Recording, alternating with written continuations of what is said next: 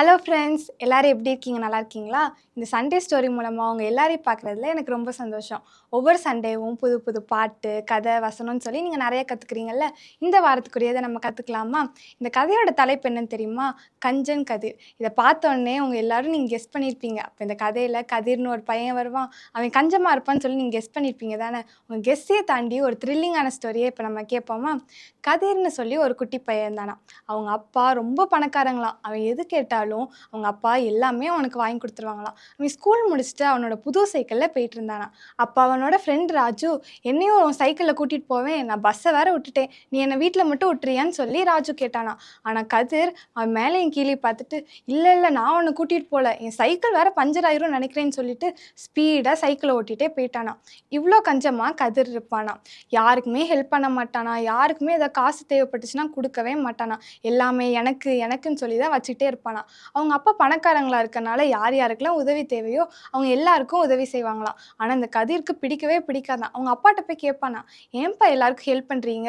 நீங்க ஹெல்ப் பண்ணீங்கன்னா திருப்பி திருப்பி உங்கள்ட்ட தான் கேட்பாங்க. நம்ம காசு தானப்பா வேஸ்ட் ஆகும்னு" சொல்லி அவங்க அப்பாக்கே அட்வைஸ் குடுப்பானாம். அவன் எழுதின பென்சில் குட்டியானா கூட அத கீழ போட மனசு இல்லாம அத கூட அவன் வச்சிருப்பானாம். அவன் ஃப்ரெண்ட் ராஜு ஒரு நாள் இங்கிலீஷ் கைட ஸ்கூல்லயே வச்சுட்டு போயிட்டானாம். அன்னைக்கு வேற அவங்க மிஸ் ஹோம் ஒர்க் குடுத்துட்டாங்களாம். அப்ப கதிர் கிட்ட போய், "எனக்கு இங்கிலீஷ் கைடு மட்டும் கொஞ்ச நேரம் தாவேன். நான் ஸ்கூல்ல வச்சுட்டு வந்துட்டேன்" அப்படின்னு சொல்லி சொன்னோனே, கதிர் சொன்னானா, "இல்ல, இல்ல என் இங்கிலீஷ் கைடு கிழிஞ்சிருச்சுன்னா நான் என்ன பண்ணேன்?" அப்படின்னு சொல்லி இங்கிலீஷ் கைட கூட குடுக்கல. இவ்ளோ கஞ்சமா இருந்தானாம். ரொம்ப வருஷம் ஆச்சாம். கதிரும் வளர்ந்துட்டானாம். ஆனா அவனோட கஞ்சத்தனம் மட்டும் குறையவே இல்லையாம். அவன் வச்சிருக்க காசுல மித்தவங்களுக்கும் உதவி செய்ய மாட்டானா, அவனும் யூஸ் பண்ண மாட்டானாம். அத சேர்த்து சேர்த்து வச்சு, அத பார்த்து பார்த்து சந்தோஷப்பட்டுட்டே இருப்பானாம். ஒரு நாள் தூங்கிட்டு இருக்கப்போது, ஒரு திருடன் அவன் வீட்டுக்கு வந்து அந்த காசெல்லாம் திருடுறானாம். டக்குன்னு எந்திரிச்சு பார்த்தா, அது கனவு தானாம். அப்ப அந்த நைட் எல்லாம் யோசித்தானாம், "நம்ம வீட்ல திருடன் வந்து நம்ம காசெல்லாம் எடுத்துட்டு போயிட்டா நம்ம என்ன பண்ண?" அப்படின்னு சொல்லி யோசிச்சுட்டே இருக்கப்போது, அவனுக்கு ஒரு ஐடியா வந்துச்சாம். "நம்ம வீட்ல சீக்ரெட் ரூம்ன்னு சொல்லி ஒண்ணு கட்டுவோம். அதுக்குள்ள நம்ம காசெல்லாம் வச்சுக்கணும். அப்படி யாராச்சும் திருடங்க அதுல வந்தாங்கன்னா, 10 நிமிஷத்துல அந்த கதவு ஆட்டோமேட்டிக்கா அது க்ளோஸ் ஆயிடணும். அவங்களால தப்பிக்கவே முடியாது." அப்படின்னு சொல்லி ஒரு பிளான் போட்டானாம். அவங்க வீட்ல வேலைக்காரங்க கூட இல்லையாம். ஏன்னா அந்த பணத்த திருடிறக்கூடாதுல்ல. அந்த அளவுக்கு ஜாக்கிரதையா அந்த பெரிய வீட்ல அவன் ஒருத்தன் மட்டும் இருந்து அந்த பணத்த பார்த்து பார்த்து சந்தோஷப்பட்டுட்டே வாழ்ந்துட்டு இருந்தானாம். சீக்ரெட் ரூமும் ஒரு நாள் கட்டி முடிச்சுட்டானாம். ஒரு நாளு அந்த சீக்ரெட் ரூம போய் பார்ப்போமே, எவ்வளோ பணம் சேர்ந்திருக்குன்னு சொல்லி பார்ப்போம்ன்னு சொல்லிட்டு உள்ள போயி அந்த பணத்த எல்லாத்தையும் பார்த்தானாம். பார்த்து பார்த்து சந்தோஷப்படுறானாம். நமக்கு ஒரு விஷயம் பிடிக்கும்னா, அத நம்ம எவ்வளோ நேரம் இருந்தாலும் அந்த டைமே தெரியாதுல்ல. டக்குனு அந்த டைம் ஸ்பெண்ட் ஆயிரும்ல. அதே மாரி தான் அவன் ரொம்ப நேரம் இருந்துட்டானாம். திடீர்னு பார்த்தா அந்த டோர் க்ளோஸ் ஆக ஆரம்பிச்சுருச்சாம். உடனே கதிர் ரொம்ப பயந்துட்டானாம். அதுக்கப்புறம் தான் அவனுக்கு ஞாபகம் வந்துச்சாம். ஐயோ! 10 மினிட்ஸ் மேல ஆயிருச்சே! அதனால டோர் க்ளோஸ் ஆயிருச்சேன்னு சொல்லி நெனச்சானாம். கதிர் கத்துறான், ஹெல்ப் பண்ணுங்கன்றான். ஆனா யாருமே அவனுக்கு ஹெல்ப் பண்ணவே இல்லையாம். அவன் ஒரு வேள ஃபர்ஸ்ட்டே அவன் ஹெல்ப் பண்ணியிருந்தானா, இவன தேடி நெறைய பேர் வந்திருப்பாங்க. ஆனா இவன் யாருக்குமே ஹெல்ப் பண்ணாதனால யாருமே அவன தேடி வரலையாம். இவன் கத்துறான், கதறான் ஒண்ணுமே நடக்கல. யாருமே வரல. அந்த சீக்ரெட் ரூம்ல ரொம்ப நாளா சாப்பாடு இல்லாம, தண்ணி இல்லாம கஷ்டப்பட்டுட்டு இருந்தான். அந்த காசோடயே கொஞ்ச நாள்ல இறந்து போயிட்டான். பாத்தீங்களா குட்டீஸ்? பணம் அவசியம் தான். ஆனா வாழ்க்கையே பண ஆசையால இருக்கக்கூடாது. இந்த ஆசை நம்மளையே அழிச்சிரும். நம்ம இந்த வயசுலயே மித்தவங்களுக்கு ஹெல்ப் பண்ணணும். யார் கேட்டாலும் என்ன ஹெல்ப்னாலும் நீங்களும் பண்ணணும். ஓகேவா குட்டீஸ்? இதுக்குரிய வசனம் கத்துக்கலாமா? பண ஆசை எல்லா தீமைக்கும் வேரா இருக்கிறது. 1 தீமோத்தேயு 6:10. என்ன குட்டீஸ்? இந்த கதைக்குரிய பாட்டு கத்துக்கலாமா? காசு காசு காசு என்று அலையாதே, காசுக்காக இயேசுவை நீ இழக்காதே.